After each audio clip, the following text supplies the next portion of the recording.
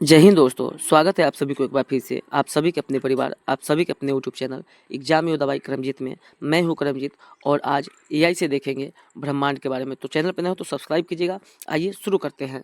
बिल्कुल। हमारे आसपास मौजूद हर चीज, चाहे वो पदार्थ हो या ऊर्जा, सब मिलकर ब्रह्मांड ही बनाती है। और इसके अध्ययन को कॉस्मोलॉजी कहते हैं। ये शब्द भी जरूरी है। जी। स्लाइड में एक और बात कही गई है, सूक्ष्मतम अणुओं से लेकर महाकाय आकाश गंगाओं गैलेक्सीज तक के समन्वित स्वरूप को ब्रह्मांड कहा जाता है। मतलब सबसे छोटे कण से लेके सबसे बड़ी गैलेक्सी तक सब कुछ ब्रह्मांड का ही हिस्सा है। ठीक है, तो ये तो हुई परिभाषा।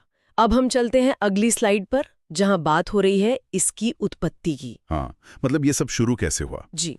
इसके लिए कुछ प्रमुख सिद्धांत है। जी, इसमें 4 मुख्य सिद्धांत दिए गए हैं।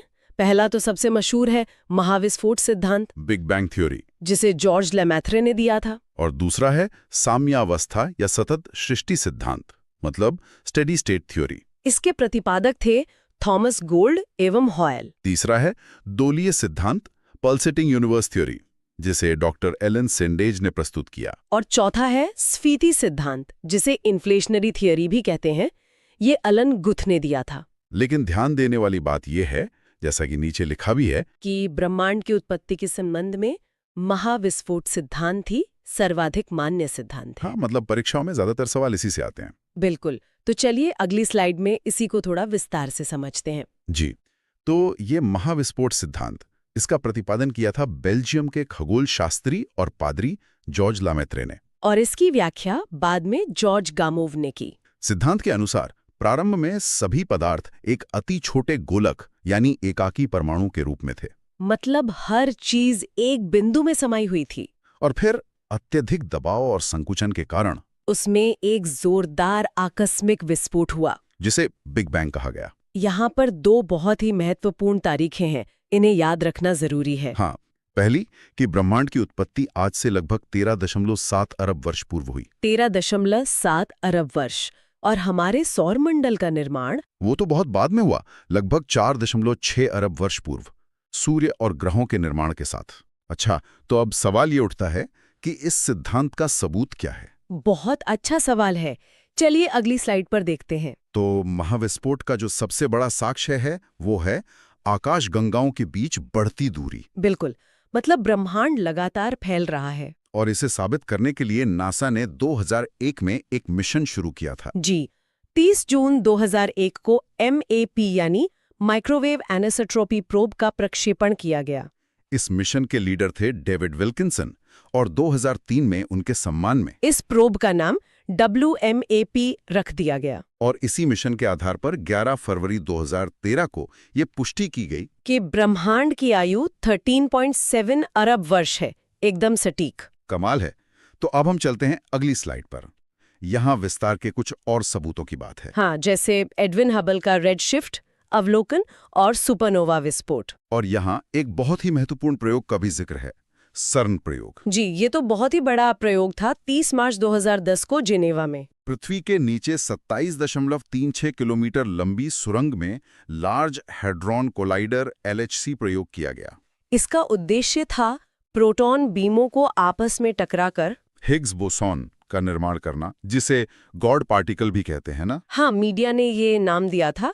इस अवधारणा को 1964 में पीटर हिग्स ने दिया था। और इसमें भारतीय वैज्ञानिक सत्येंद्रनाथ बोस का भी बहुत महत्वपूर्ण योगदान था। जी, ये तथ्य भारतीय परीक्षाओं के लिए विशेष रूप से महत्वपूर्ण है। बोसॉन नाम उन्हीं के सम्मान में है। चलिए अगली स्लाइड देखते हैं। इसमें भूवैज्ञानिक समय यानी जियोलॉजिकल टाइम के विभाजन को समझाया गया है। हाँ, ये थोड़ा याद करने वाला हिस्सा है। भूवैज्ञानिक समय के सबसे बड़े खंड को इयॉन कहते हैं। और इसका सही क्रम ये बहुत जरूरी है। सबसे बड़ा है इयॉन, फिर महाकल्प, एरा, उसके बाद कल्प, पीरियड, फिर युग, इपोक, और सबसे छोटा काल, एज। जी, ये क्रम याद रखना बहुत जरूरी है।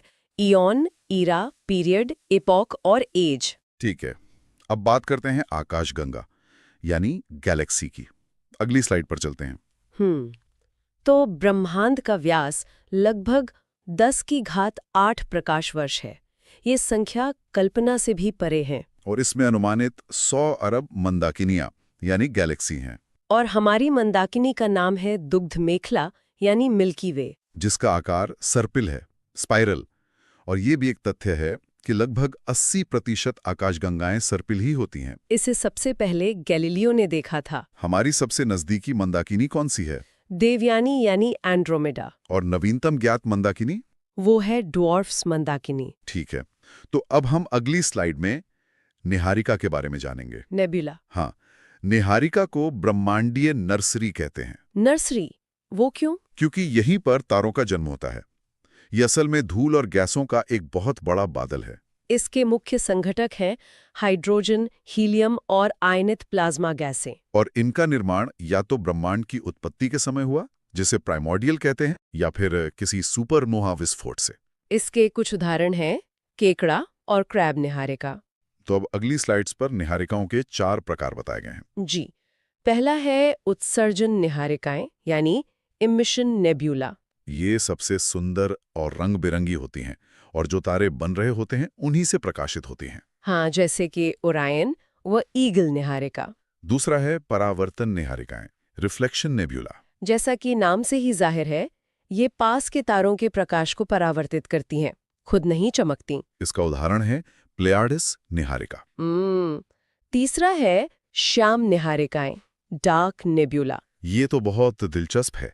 ये अपने पीछे से आने वाले प्रकाश को एक दीवार की तरह रोक लेती हैं। बिल्कुल, आसमान में काले धब्बे की तरह दिखती हैं। और चौथा है ग्रहीय निहारिकाएं, प्लैनेटरी नेब्यूला। ये तब बनती हैं जब कोई सामान्य तारा लाल दानव यानी रेड जायंट बनकर अपनी बाहरी परतों को बाहर उत्सर्जित कर देता है। और इनका आकार गोल होता है, इसीलिए शायद इन्हें ग्रहीय कहते हैं। हाँ, पुराने टेलीस्कोप से ये ग्रह जैसे दिखते थे। नीचे एक बहुत ही महत्वपूर्ण तथ्य दिया है।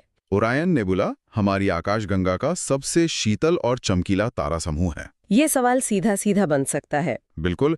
अब हमारी अगली स्लाइड में कुछ ऐसे तथ्य हैं जो सीधे परीक्षाओं में पूछे जाते हैं। हाँ, इन्हें एक एक करके पढ़ते हैं, एक तरह का रैपिड फायर। ठीक है। 1. भूगोल का जनक हिकेटियस। 2. वर्तमान भूगोल का जनक अलेक्जेंडर वॉन हम्बोल्ट। 3. व्यवस्थित भूगोल का जनक इराटोस्थनीस। 4. भौतिक भूगोल का जनक पॉलीडोनियम। 5. सांस्कृतिक भूगोल का जनक कार्ल ओसावर। 6. गणितीय भूगोल के संस्थापक थेल्स व एनेक्सिमेंडर। 7. विश्व ग्लोब का निर्माता मार्टिन बेहेम। 8. विश्व मानचित्र के निर्माणकर्ता एनेक्सिमेंडर। 9. भौगोलिक विश्वकोश का रचनाकार स्ट्रैबो। और 10. क्रमबद्ध भूगोल अलेक्जेंडर वॉन हम्बोल्ट। ये लिस्ट तो याद करनी ही होगी। चलिए अब अगली स्लाइड पर चलते हैं और आज की चर्चा के मुख्य बिंदुओं को जल्दी से दोहरा लेते हैं। एक क्विक रिकैप। तो बिग बैंग, 13.7 अरब वर्ष पूर्व जॉर्ज लेमाट्रे। सोलर सिस्टम, 4.6 अरब वर्ष पूर्व गॉड पार्टिकल, हिग्स बोसॉन, और इसमें सत्येंद्रनाथ बोस का भी योगदान है। गैलेक्सी हमारी निकटतम है देवयानी, एंड्रोमेडा, और नवीनतम है ड्वार्फ्स, ओरायन नेबुला, सबसे चमकीला और शीतल तारा समूह, और टाइम हायाखे यानी समय का क्रम। Eon, era, period, epoch, age. बहुत बढ़िया।